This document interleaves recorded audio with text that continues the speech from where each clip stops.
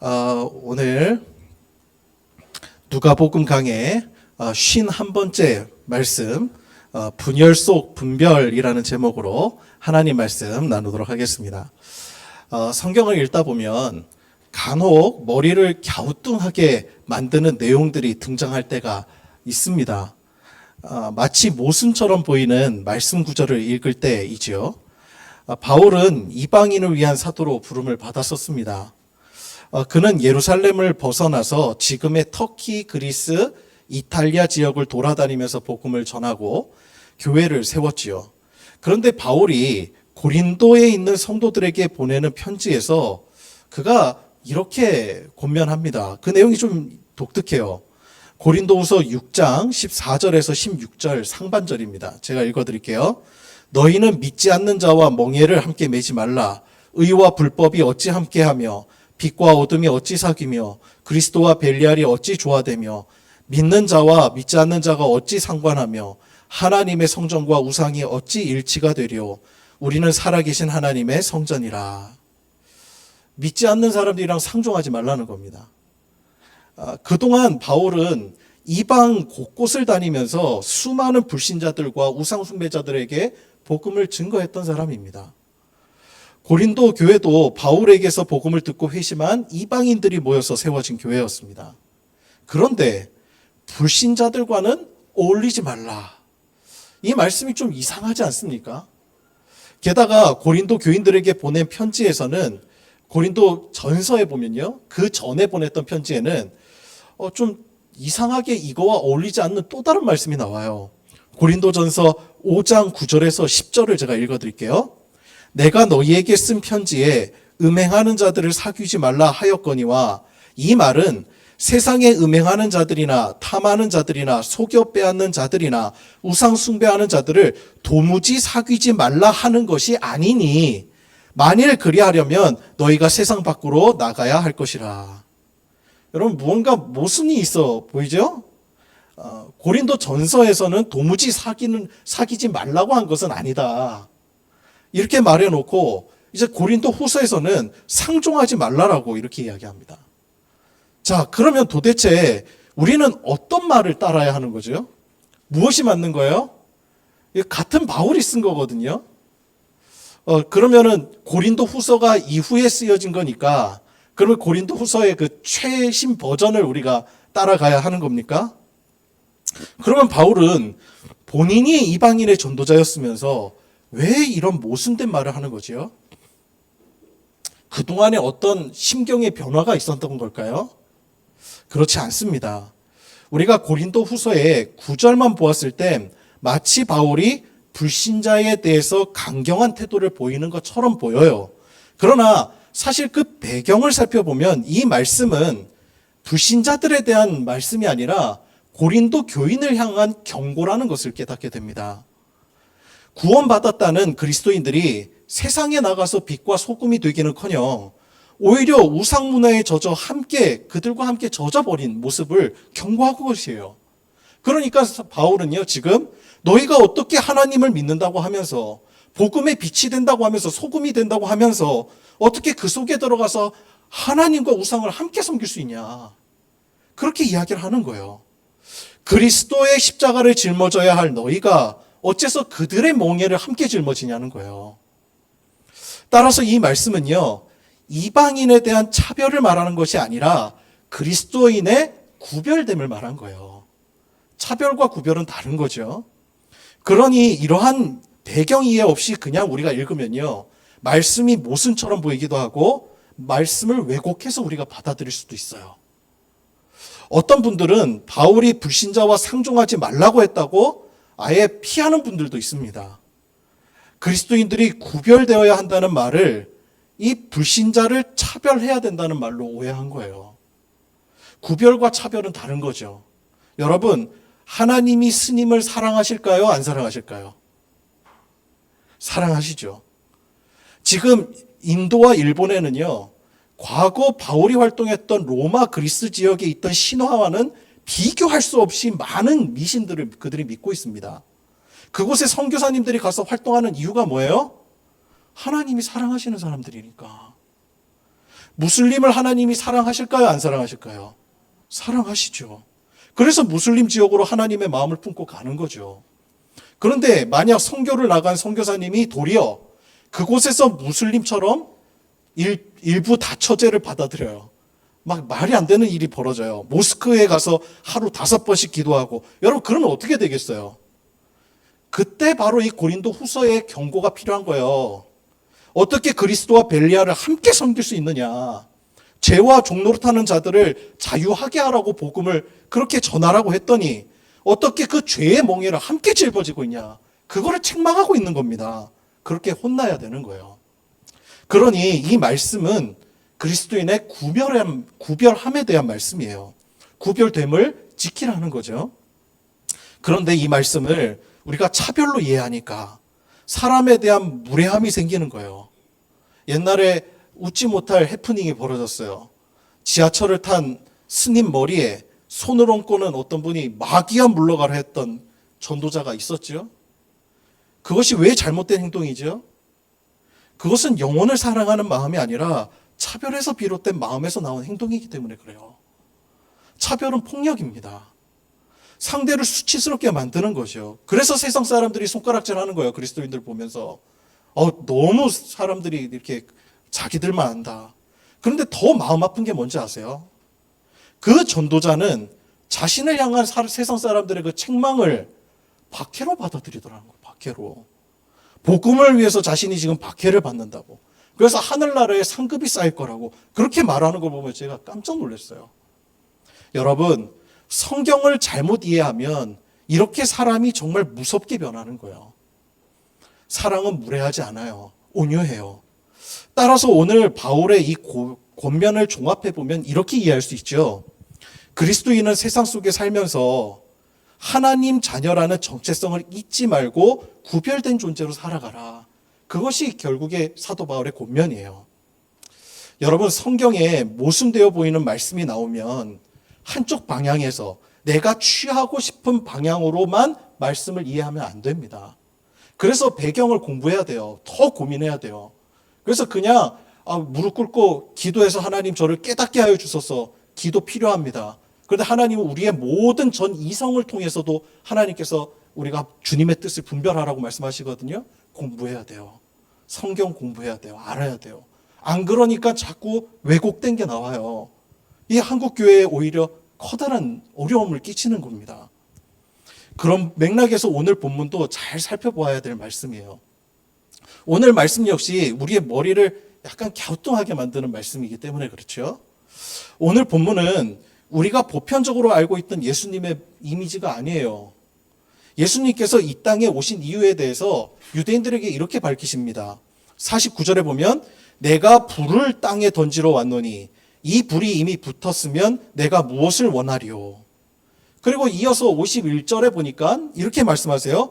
내가 세상에 화평을 주려고 온 줄 아느냐. 내가 너희에게 이르노니 아니라 도리어 분쟁하게 하려 함이로라. 아멘. 여러분, 우리는 보편적으로 예수님이 오신 이유에 대해서 어떻게 생각해요? 이 세상을 사랑하셔서 죄인들을 구원하시기 위해서 오셨다고 우리가 생각해요. 이거 결코 틀린 말 아니에요. 예수님께서도 당신이 오신 이유가 우리의 죄를 대속하시기에 오셨다고 복음서 곳곳에서 분명히 밝히고 있습니다. 그런데 49절에서 예수님은 이 땅에 불을 던지러 오셨다고 말하시네요. 성경에서 불은 중의적인 의미가 있어요. 첫째로 우리가 잘 알듯이 심판을 상징하죠.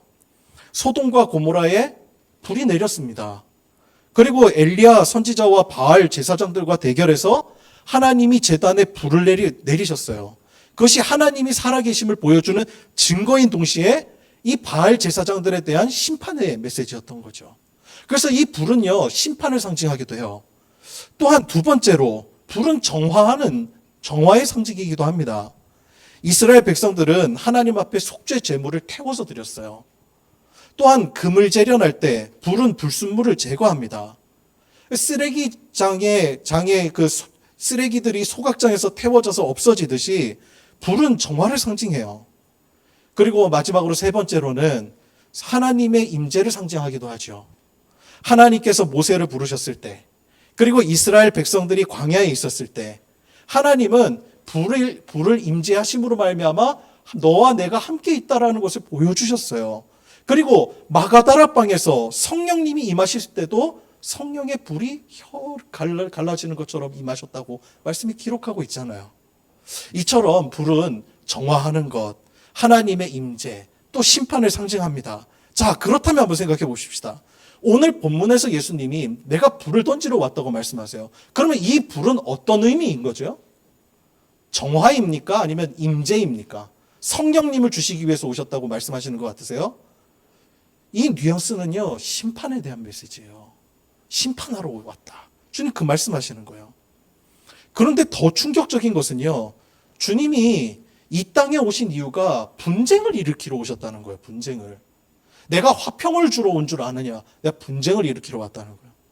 여러분, 우리는 보통 화평, 평화가 하나님의 성품이라고 생각해요. 그죠? 그리고 분열은 마귀에 의한 것이라고 생각합니다. 그렇잖아요. 분열은 마귀가 주는 거예요. 그리고 실제로 예수님은 평화의 왕으로 이 땅에 오셨다고 복음서가 계속 증언해요. 또한 에베소서를 볼까요? 에베소서는 예수님이 우리의 화평이시라고 말씀하시거든요. 에베소서 2장 14절에서 18절을 제가 읽어드릴게요. 그는 우리의 화평이시라. 둘로 하나를 만드사 원수된 것 곧 중간에 막힌 담을 자기 육체로 허시고 법조문으로 된 계명의 율법을 폐하셨으니 이는 이 둘로 자기 안에서 한 세 사람을 지어 화평하게 하시고 또 십자가로 이 둘을 한 몸으로 하나님과 화목하게 하려 하심이라. 원수된 것을 십자가로 소멸하시고 또 오셔서 먼데 있는 너희에게 평안을 전하시고 가까이 있는 자들에게 평안을 전하게 하셨으니 이는 그로 말미암아 우리 둘이 한 성령 안에서 아버지께 나아감을 얻게 하려 하심이라. 분명히 증거하고 있어요. 자, 분명 주님은 화평이십니다. 그래서 우리가 인사할 때 샬롬이라고 하잖아요. 평화. 예수님께서 우리와 하나님 사이에 죄로 막혔던 담을 허셨어요. 하나 되게 하셨어요. 화평케 만드셨어요. 또 우리 사이사이에 있었던 모든 벽들을 또 허무셨어요. 그래서 유대인이 이방인들과 하나 되었습니다. 허무셨어요. 예수님은 사랑이세요. 그런데 오늘 본문에서는 예수님이 직접 나는 분열을 일으키는 자라고 주님 말씀하시는 거예요. 자, 그러면 여러분, 우리가 어느 것이 맞는 거죠? 성경의 오류입니까? 이걸 들은 사람이 잘못 기록한 거예요? 아니죠. 분명히 예수님이 말씀하신 거예요. 그렇다면요, 예수님은 화평이시고 분열을 일으키시러 오셨다는 이 두 가지 말씀이 다 맞는 거죠. 다 맞는 메시지예요. 자, 그러면 이 말씀은 도대체 어떻게 이해하나? 주님은 화평이세요. 하나님과 나 사이에, 그리고 우리와 우리 사이에 하나가 되기를 원하세요. 주님은 사랑이시고 화평이시고 구원이세요. 율법은 공의와 사랑의 법이고 이를 완성하신 분이 예수님이세요. 그런데 문제는 이 화평의 복음이, 예수님이 세상 속에 들어가면 세상이 싫어한다는 거예요. 세상에 분열이 일어나요. 어둠과 빛이 함께 있을 수 없듯이 죄와 의는 함께 있을 수가 없는 겁니다. 복음이 전해지는 곳마다 두 가지 반응이 일어나요. 하나는 죄를 자박하고 회개하여 하나님의 자녀가 되든지, 아니면 하나님을 대적하고 하나님의 원수로 남든지, 두 가지 길 외에는 없습니다. 복음은 변화를 일으켜요, 사람을. 사도 바울에겐 유대인과 이방인들이 부르는 별명이 있었어요. 성경에 보면 바울의 별명이 이렇게 나옵니다. 전염병 같은 자. 그리고 천하를 어지럽게 하는 자였어요. 그게 그의 별명이었어요. 왜? 분명 복음은 생명의 복음, 사랑의 복음, 평안의 복음인데 세상이 그걸 싫어하더라는 거예요. 여러분, 선악과가 우리에게 주는 교훈이 무엇입니까? 선악과는 하나님의 뜻을 따르기 원하지 않는 인간의 근본적인 죄성을 상징하는 거예요. 그래서 하나님의 뜻을 따르며 하나님과 함께하는 삶이 진짜 복임에도 그게 힘들게 된 겁니다. 그게. 여러분 밥 먹는 거 힘들어요? 힘듭니까? 밥 먹는 게 너무 곤욕스러우세요? 그 훈련해야 됩니까? 아니죠. 맛있는 밥 찾으러 다니잖아요. 줄 서서 기다리는 수고도 마다하지 않는 게 요즘 현대인들의 모습이잖아요. 그런데 왜 영혼의 양식인 하나님의 말씀을 가까이 하는 것은 훈련이라고 말하는 거죠? 밥을 제대로 먹지 못하는 사람요, 거식증 환자예요. 치료받아야 될 대상이에요. 그런데 하나님의 말씀을 읽는 것, 기도하는 것 너무 힘들어해요. 분명히 영혼에 문제가 있다는 거예요. 하나님의 말씀에 복이 있다고 여러분 정말 믿습니까? 그럼 가까이 해야죠. 옛날 무협지 소설 보면 무술인들 대부분이요, 필살비책 찾아서 전국 방방 곳곳을 다녀요. 그리고 그거 찾아서 보려고 막 난리잖아요. 혈투를 하잖아요. 그리고 요즘 서점 가보세요. 100배 수익률의 비법, 이런 비슷한 제목들이 나오면요, 불티나게 팔려요. 어떻게든 사서 보려고 해요. 그런데 하나님의 말씀이 복이라고 믿는데 가까이 하지 않아요. 이게 진짜 믿는 건가? 여러분, 서로 사랑하라, 이게 어려운 말입니까? 로미오와 줄리엣 한번 보세요. 그들에게는요, 사랑하지 말라는 말이 더 힘든 거예요. 사랑하지 말아라. 니네 사랑하지 말아라. 이 너무 죽기만큼 싫었던 거거든요. 여러분, 사랑하며 사는 삶, 하나님의 형상을 닮은 우리는요, 사랑이신 하나님을 닮을 수밖에 없어요. 그런데 우리가 사랑하는 게 어려워졌어요. 이상한 거죠. 정상이 아닌 거예요. 사랑이 어려워요. 그럼 우리에게 문제가 있는 거예요. 그게 우리 안에 있는 무서운 죄성인 거예요. 아담과 하와가 하나님 앞에 죄를 짓고 난 뒤에 하나님도 피하고 서로의 낯도 보는 것이 부끄러워졌어요. 그래서 서로를 피해서 몸을 가립니다. 여러분, 이게 무엇을 상징하는 거지요? 하나님과 사람과의 단절이 일어났어요. 또 사람과 사람 사이에 커다란 담이 만들어졌다는 거예요. 그게 아담과 하와의 모습을 통해서 상징되어지는 모습입니다. 예수님 시대의 로마 제국은 그리스도인들을 싫어했습니다. 황제 숭배 사상 거부했기 때문이기도 하지만 그들이 전하는 복음이 자신들이 세운 세상의 질서를 무너뜨린다고 생각했기 때문에 그래요. 그래서 전염병 같다고 얘기한 거예요. 종과 주인이 그리스도 안에서 한 형제가 돼버리네요. 이거는 사회 질서를 무너뜨리는 일이라고 생각했어요. 옛날에 우리나라 조선시대도 그랬죠. 그 생생한 증언이 기록된 책이 빌레몬서예요. 빌레몬서는 바울이 골로새 교회에 편지를 보내면서 그 빌레몬에게도 함께 쓴 편지입니다. 빌레몬에게 오네시모라고 하는 종이 하나가 있었어요. 그런데 그 종이 주인에게 큰 손해, 피해를 입히고 도망간다는 상태였습니다. 당시 법에는요, 주인이 생사 여탈권을 가지고 있었어요. 종이 뭐 잡히기만 하면 그냥 죽이는 거죠. 죽여도 뭐라 할 게 없어요. 그런데 바울이 복음으로 인해 자신이 이제 감옥에 갇혔을 때, 그때 옥에서 또 잡혀온 이 오네시모라고 하는 사람을 또 만납니다. 그때 오네시모가 무슨 죄 때문에 잡혀왔는지는 모르겠어요.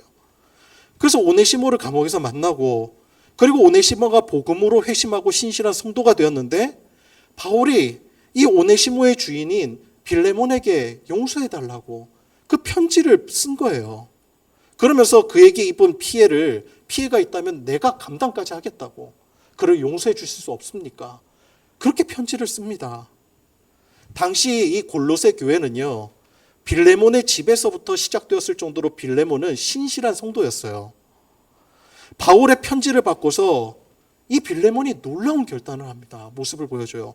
그는 자신을 배신하고 게다가 큰 피해를 끼친 이 오네시모를 그냥 용서한 것뿐만 아니라 믿음 안에서 한 형제를 만들어요. 한 형제가 되네요. 이게 복음의 능력인 거예요. 세상에서 보여질 수 없는, 볼 수 없는, 찾아볼 수 없는 그런 모습인 거예요. 세상의 질서를 완전히 무너뜨려 버리는 거예요. 로마 제국 내에서는 있을 수 없는 일이었어요. 게다가 로마 제국의 문화 너무 음란했습니다. 로마가 멸망한 이유 중에 하나가 향락 문화 때문이라고도 하지요. 집안의 가장은 가족의 생사 여탈권도 가지고 있었어요. 그 당시가 전쟁이 많았던 시기라 남자가 중요했습니다. 그런데 여자아이가 태어나면 버리기도 하고 그냥 강에다 던져서 죽이기도 했어요. 그런데 그리스도인들은요, 당시에 생명이 소중하잖아요. 그래서 그렇게 버려진 고아들을 다 데려다가 자식처럼 살펴주었습니다. 사람의 생명 살리는 것 여러분 당연한 일이에요, 아니에요? 당연한 일이죠. 어떻게 부모가 자기 자식을 강에다 던져버릴 수 있나요? 이거는 정말 이상한 세상이 되어버렸다는 거예요. 말이 안 되는 거예요. 그런데 그 사회는 그것이 당연한 사회였다는 거예요. 그런 이상한 일이. 그러니 여러분, 그런 곳에 복음이 들어가면 세상이 소란하게 되는 거죠. 분열이 일어나는 거예요. 그래서 그리스도인들은 천하를 어지럽게 하는 자가 된 거예요. 죄에서 구원받은 사람은 다시는 이전의 삶을 돌아갈 수가 없습니다. 죄가 죄인 줄 이제 알게 되니 어떻게 옛날처럼 그 죄로 또 돌아갈 수 있어요? 없죠. 그러니 가족 중에 누군가가 예수 믿는 사람이 생기면 분쟁이 일어난 거예요. 조선 말기 흥선대원군의 병인박해로 인해서 저희 선조 그 할아버지가, 그 순교하신 할아버지가 계세요. 프랑스 선교사님 도와서 성서 번역 작업하셨습니다.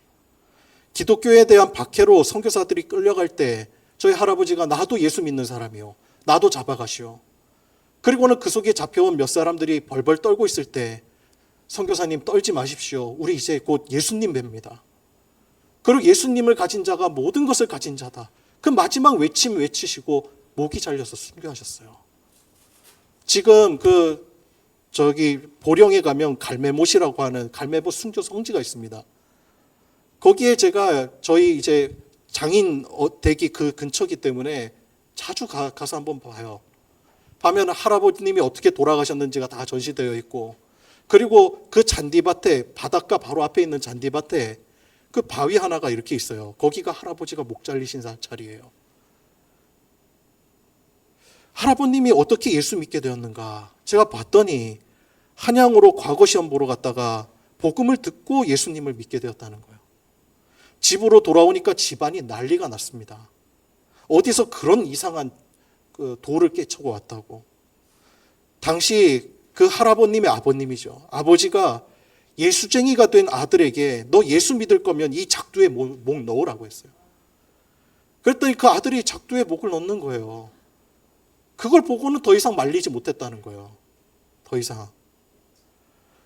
1980년대 후반에 할아버님의 순교 성지를 만든다고 하는 소식을 듣고 시신을 찾으러 왔더라고요.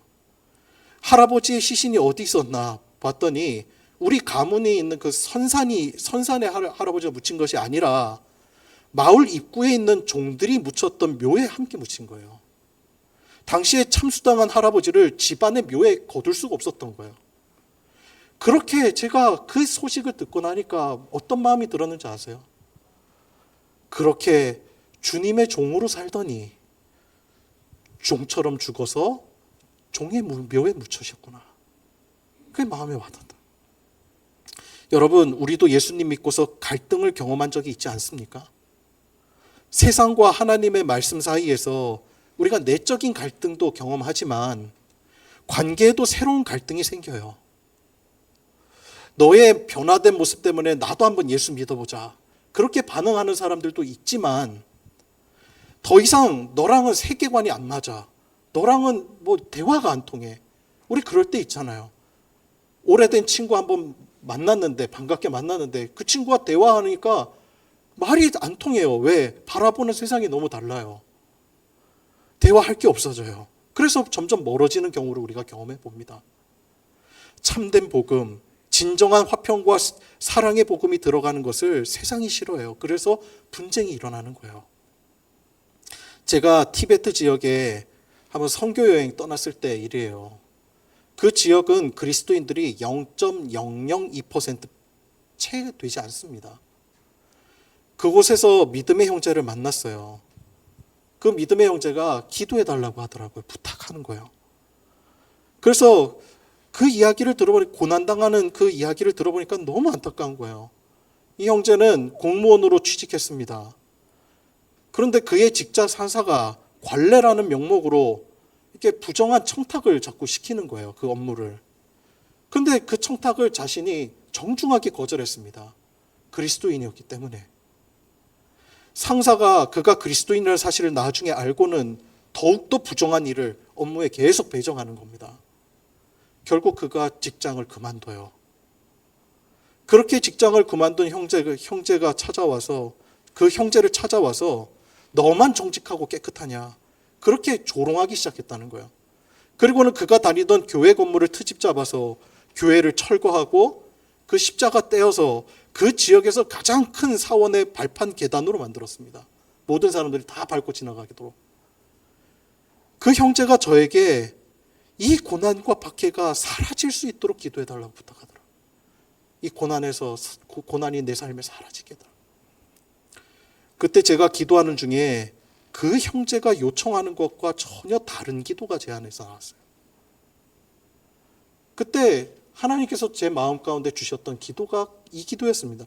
사랑하는 주님, 이 박해를 통해서 우리가 하나님의 자녀임을 깨닫게 하시니 감사합니다. 이 박해를 이길 힘을 주소서. 그 기도가 끝나고 나서 그 형제가 엉엉 울어요.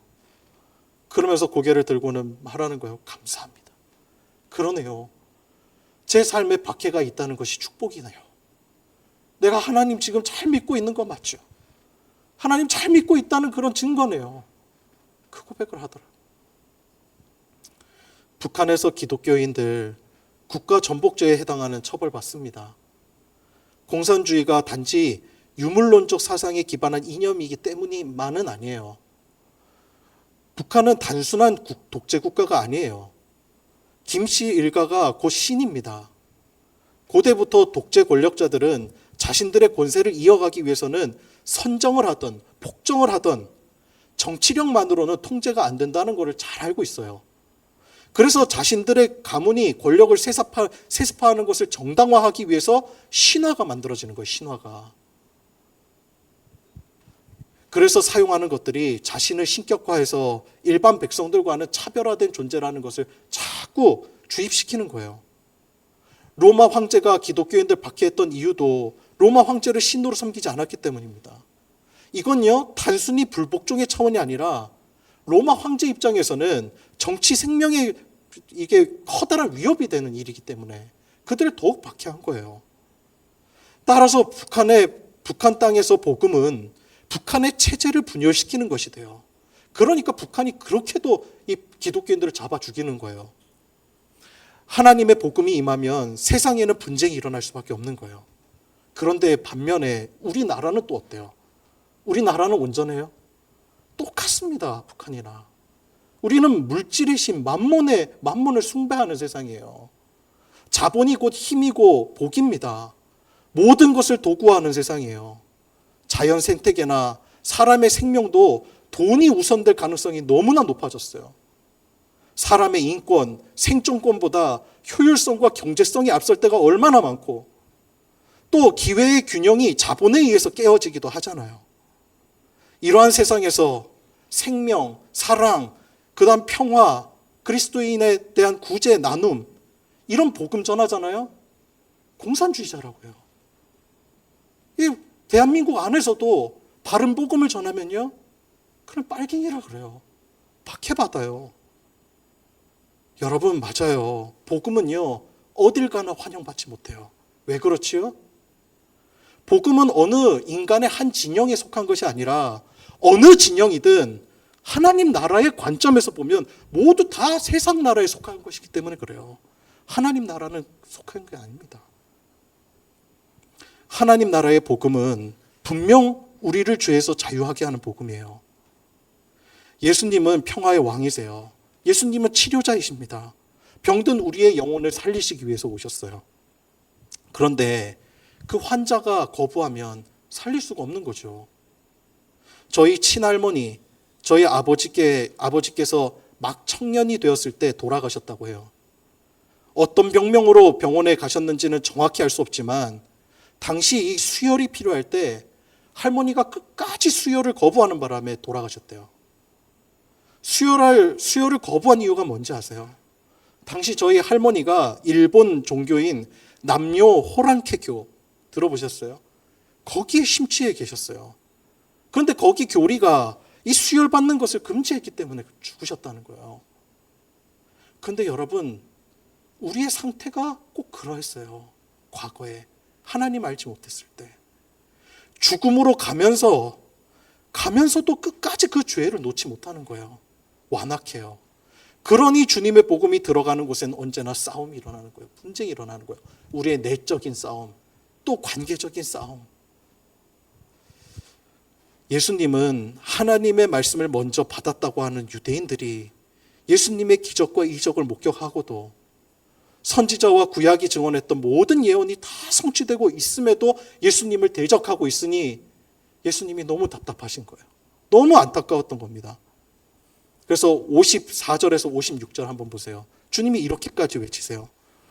또 무리에게 이르시되 너희가 구름이 서쪽에서 이는 것을 보면 곧 말하기를 소나기가 오리라 하나니 과연 그러하고 남풍이 부는 것을 보면 말하기를 심히 더우리라 하나니 과연 그러하니라. 외식하는 자여 너희가 천지의 기상은 분간할 줄 알면서 어찌 이 시대는 분간하지 못하느냐. 여러분, 이스라엘은 서쪽이 지중해고 동남쪽이 광야입니다. 마른 광야예요. 그래서 서쪽에서 구름이 생기고 바람이 불면 곧 비가 오겠구나. 그걸 알았어요. 그런데 반대로 남동풍이 이렇게 불기 시작하면 마른 바람이 부니까 당연히 무더울 거라는 것을 사람들이 다 예측하고 본능적으로 그걸 알았습니다. 그런데 주님이 답답한 거예요. 그런 천지의 기상은 분별할 줄 알면서도 메시아이신 예수님을 알아보지 못한 거예요. 왜? 왜 그랬겠습니까? 56절 상반절에 답이 있어요. 주님이 그들을 이렇게 부르시죠. 외식하는 자여. 그들의 분별력을 흐트리게 만든 게 뭘까요? 위선적인 신앙 태도 때문입니다. 겉으로는 종교인인 척해요. 내면은 하나님을 향하고 있지 않아요. 그러니 분별이 안 되는 거예요. 철저히 그 종교화된 그 습관들은 자신을 향하고 있습니다. 자기의, 자기 자신 이름, 자신이 우상이 된 거예요. 여러분, 당시 종교 지도자들이 왜 돈을 사랑했는 줄 아세요? 성경에 보면 종교 지도자들이 돈을 사랑했다고 나와요. 재물은 힘을 가져다 줍니다. 영향력도 줘요. 그리고 그 재물은 눈에 보이는 거죠. 자신의 위상을 보여주는데 이 재물만큼 좋은 게 없어요. 이 사람들은 재물을 통해서 나는 하나님으로부터 복받은 사람이야. 이만큼 복받았어. 자신이 얼마나 존경받을 만한 사람인지 그 모습, 눈에 가시적으로 보이는 재물을 통해서 증명하고 싶었던 거예요. 자기 증명이에요. 자기 우상이에요. 종교의 타락은 그런 것에서 시작된 거예요. 목사가 왜 타락합니까? 겉으로 보여지는 것에 집착하기 때문에 그래요. 자기를 증명하려는 욕구가 너무 크기 때문에 그래요. 교회 성장주의가 한국교회에 휩쓸었습니다. 당시에 복음에도 있지 않은 삼중이니 사중이니 하는 교리 만들어내고 하나님 그렇게 믿으니까 하나님 그렇게 내가 믿어보니까 교회가 커지고 부흥해서 자신은 물질의 축복 다 받았다고 이야기했어요. 그렇게 선전했어요. 그게 복이라고 얘기했어요. 그게 하나님 믿는 도고 하나님은 여러분을 그렇게 축복할 거라고 얘기했어요. 그게 하나님 믿는 거라고 얘기했어요. 목회자에게 가장 큰 유혹은 돈, 성, 명예요? 여러분 그거 다 어디서부터 시작됩니까? 하나님의 증인이 되어야 할 목사가 자신을 증명하는 자가 됐기 때문에 그래요. 내가 얼마나 대단한 목사인지, 내가 얼마나 설교 잘하는 사람인지, 내가 얼마나 목회를 잘하는 사람인지, 내가 얼마나 큰 교회를 맡고 있는지. 고유 수용성 감각이라는 게 있습니다. 신경학에서 쓰는 말이에요. 이 고유 감각이라는 것이 뭐냐면 우리는 눈으로 보지 않아도 육감으로 각 몸의 기관이 어디 있는지를 다 알아요. 예를 들어 볼까요? 제가 눈을 감고 이 물잔을 들어서 제 입에다가 갖다 대고 바르게 마실 수 있을까요? 없을까요? 마실 수 있어요. 눈으로 보지 않아도요. 우리의 몸은 이미 감각적으로 본능적으로 안다는 거예요. 그래서 우리가 버스를 타서 가령 갑자기 급정거하면 우리가 흔들리잖아요. 그런데도 우리가 균형을 잡죠. 내가 그거 균형 잡을 때 머릿속에서 야 빨리 왼발을 이렇게 빼. 그래서 이렇게 근육을 움직여서 튕겨내. 명령 안 하잖아요. 안 하는데 저절로 내 몸이 반응해서 무의식적으로 반응한단 말입니다. 그게 고유감각이에요. 고유감각. 이게 망가지면은 인간의 삶이 너무 비참하다는 거예요. 다 망가지는 거예요. 그런데 여러분 신앙도 그런 거 아세요? 이 고유 수용성 감각을 잃어버려요. 분별력이 없어져 버린 거예요. 우리의 분별력을 잃어버리게 만드는 가장 큰 원인이 뭐예요? 오늘 말씀에 나오는 거예요. 내 안에 있는 위선, 나 자신이라고 하는 우상인 거예요. 이것이 못 박아지지 않으면, 그러면 우리는 끊임없이 분열된 세상에서 세상의 편을 들고 살아가요. 벨리알과 함께 어울려서 할 수밖에 없어요. 여러분, 이제 우리는 하나님 앞에 구별된 자로 살아가야 돼요. 구별된 자. 어떻게 구별되지요? 하나님을 전심으로 믿는 거예요. 하나님을 전심으로 사랑하는 거예요. 하나님과 가까이 하는 거예요. 우리가 끊임없이 싸워야 될 존재는 어떤 외적인 공격보다 내 자신이에요.